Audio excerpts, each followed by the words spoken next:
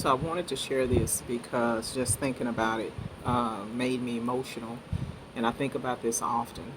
I reflect on my life like most of us do, pretty often, whether we're going through hardships or experiencing a season of peace, and you're just reflective and thankful on all the blessings of God. But I lived as a single woman for 11 years. I didn't date. Um, I was never in a committed relationship for 11 consecutive years. And I had been married twice before.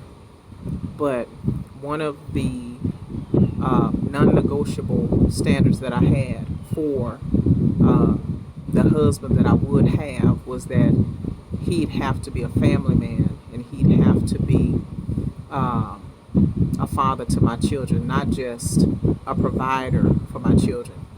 And I was expressing this to my husband just a little while ago, and it just brought me to tears just thinking about how thankful and grateful I am that God blessed me with exactly that.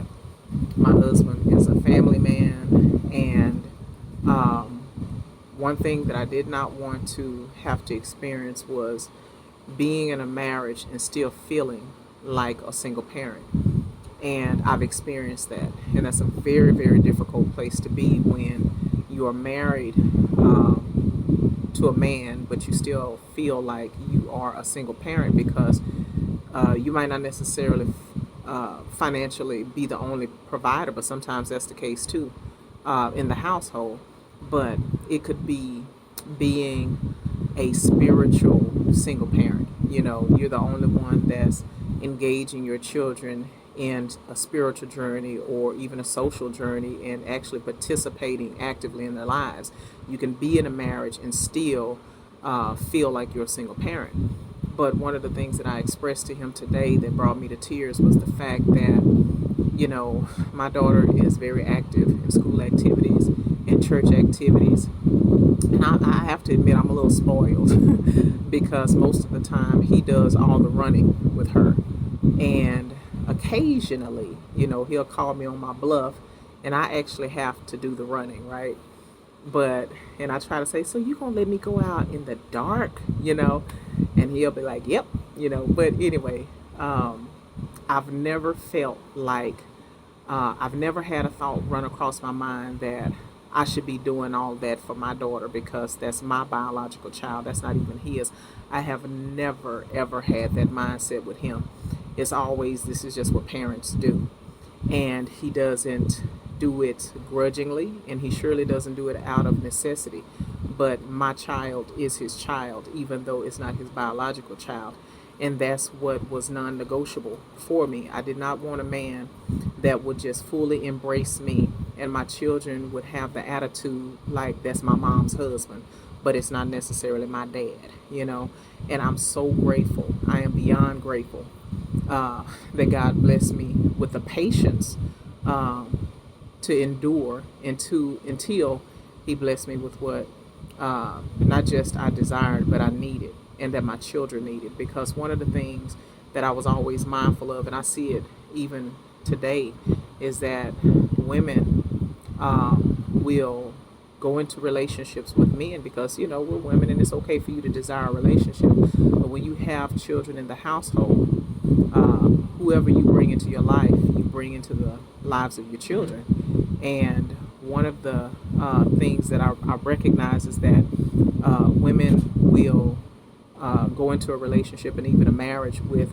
their husband, and that husband is crazy about.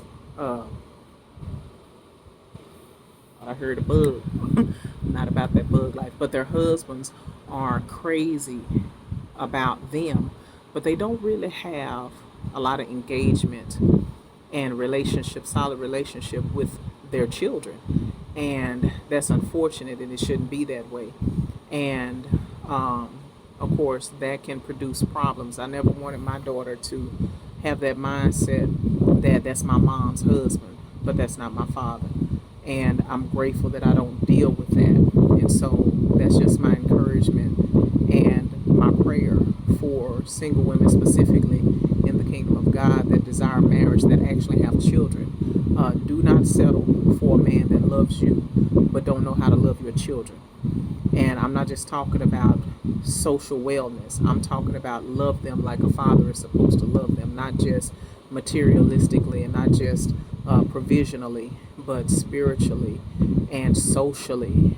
Engage your children and want to be in their lives, and actually have the same sense of urgency for your children that you do. I was once told by a male friend that he could not love um, another woman's children um, that were not biologically his own. Of course, I knew when he said that that wasn't an option for me. And I believe that he spoke honestly what so many, too many of them feel, and but are still willing to go into relationships with women that have children in the household.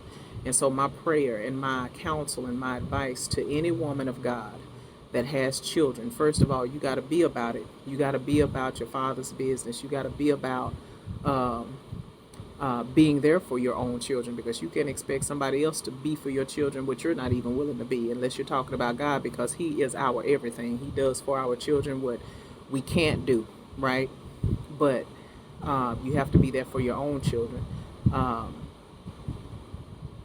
but be patient, be prayerful, and trust God's time. And again, I was single for 11 years, but God blessed me with a man who is not my daughter's stepfather, but he is her father, my daughter's biological father.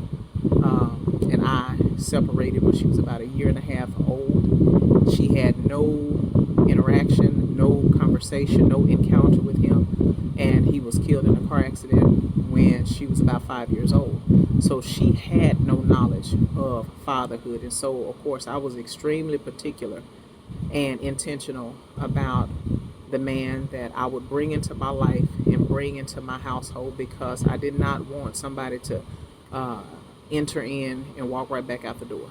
I needed somebody to be a constant, sincere figure in her life.